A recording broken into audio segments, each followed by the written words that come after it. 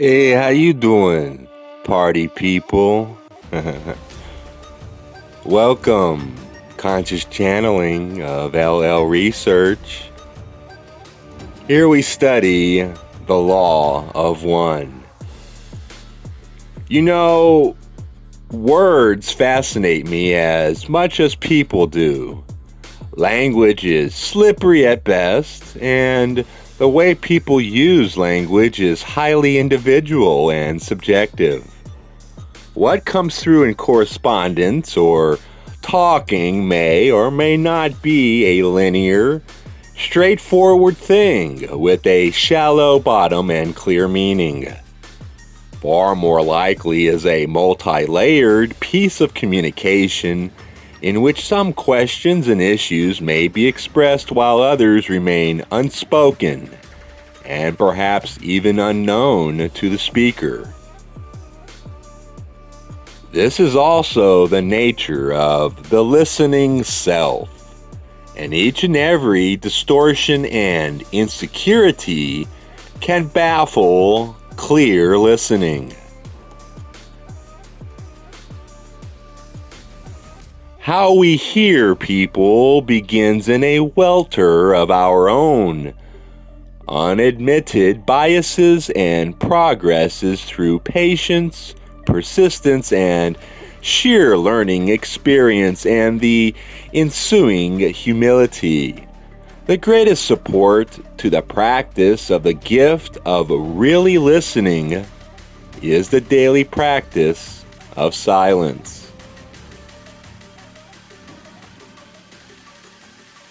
The keeping of silence, the keeping of the listening ear as part of the daily round of activity is always, we feel, an excellent practice. For in the silence, in the listening, lies the key that unlocks the door of your own wisdom, that which is within the deep mind. That whose voice is silence, and which can only be heard by the open and listening heart. We do not need to tell you how difficult a practice it is to maintain the silence and listening receptivity to destiny in a world in which intangible and invisible things are often given no worth or value at all. Yet, this practice is most productive of peace of mind and is very efficient in its own way at keeping the seeker upon the path chosen before the incarnative experience. The silence is a palpable thing.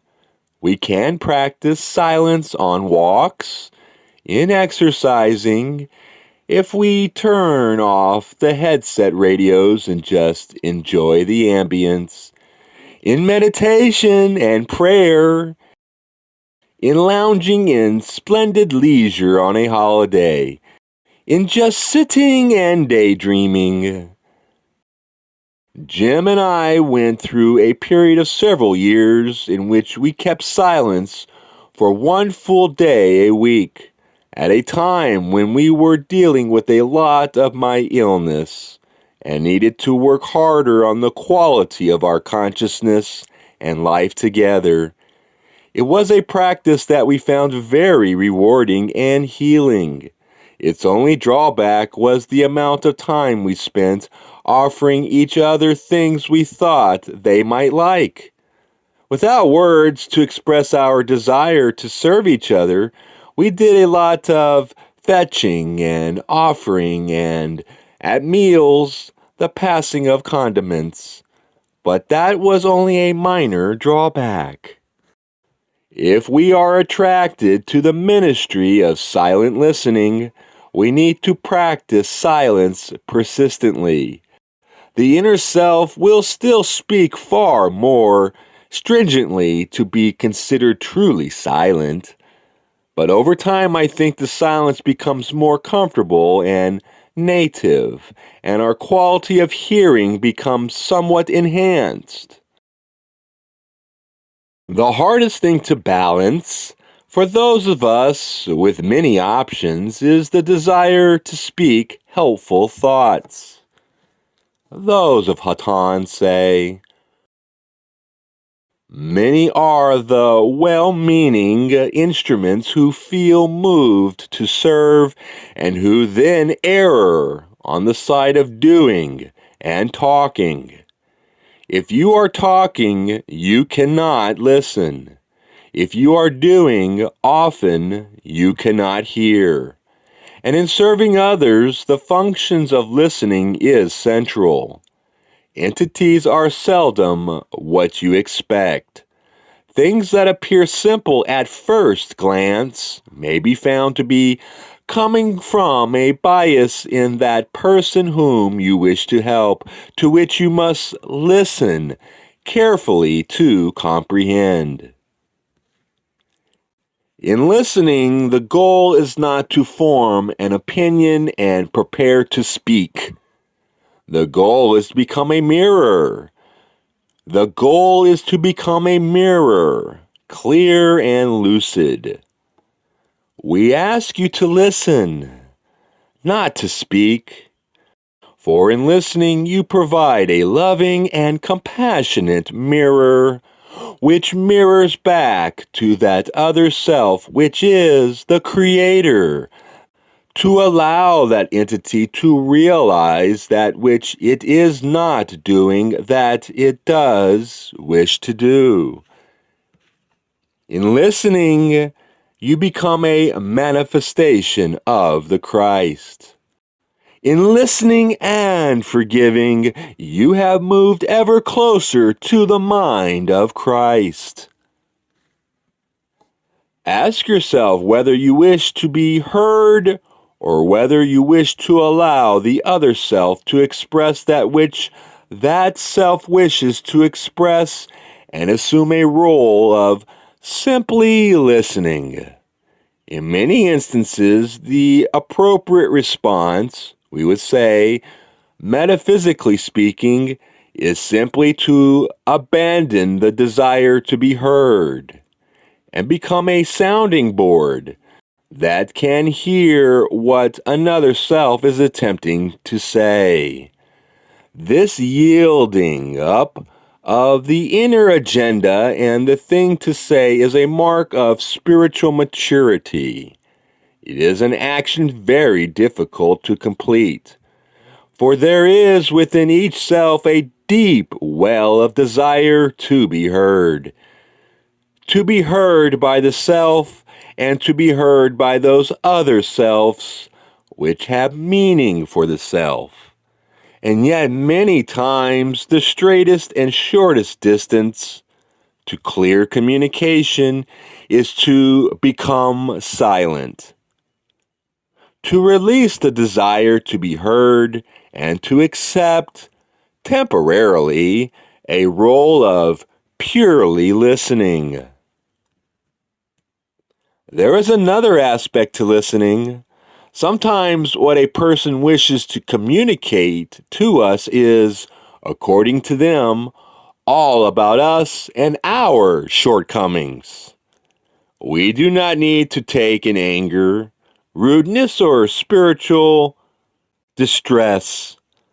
But we do need to realize that even though a person's anger may be inappropriate, we may be able to take the content of the actual criticism constructively, to learn something new about ourselves, and to gain from the process of examining the self.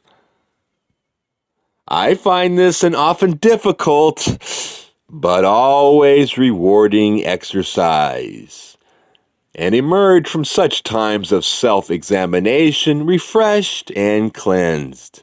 Listening can be a Lenten pastime, but soul-searching and the willingness to humble the self are salutary growers of spiritual maturity. And bread does come back upon the waters, Often we find listening ears when we ourselves need to be heard. It is the gift of each to each that in communication a more objective or unbiased viewpoint might be had by all. Each has gifts of this kind to give, and each has much to receive, even from those who seem to be negatively impressed and critical. Open the ears always when this occurs, for perhaps truth may lie there, and perhaps freedom might come from a new perception of this truth. For with each other's help, the incarnational self attempts more and more to comfort its vibrational pattern to that one original pattern of great selfhood. This is the object, to match the vibrational characteristics of the one infinite creator. All of self-perceived selfhood is an illusion. All of creation is an illusion. There is nothing here. There is nothing there. There is only everything, and it takes up no time nor space. The spiritually oriented listener, then, is listening in eternity, with the consciousness of the widest viewpoint, which is infinity, and yet he is also focusing on this one soul, this one thought process, this one area of concern and learning. It is a practice to delight the heart that yearns always to be better, to serve in a higher way, to become more pure, to honor the divinity in people more deeply. It is a nurturing method that is intangible, yet most keenly felt by the speaker. There is nothing like the feeling of finally being fully heard, or even heard at all. As with the exercise of all gifts, the listener becomes the learner of much. Beyond any understanding of the problems heard about, there is the process of resting more and more in the wordless clarity of silence to bring our minds and hearts to a more profound awareness of the self as a spiritual being. This is the greatest gift of silence. It gives us ourselves as it gives the speaker him or herself. And with that said, thank you for listening to me. It has been a pleasure. My sisters and my brothers, I love you.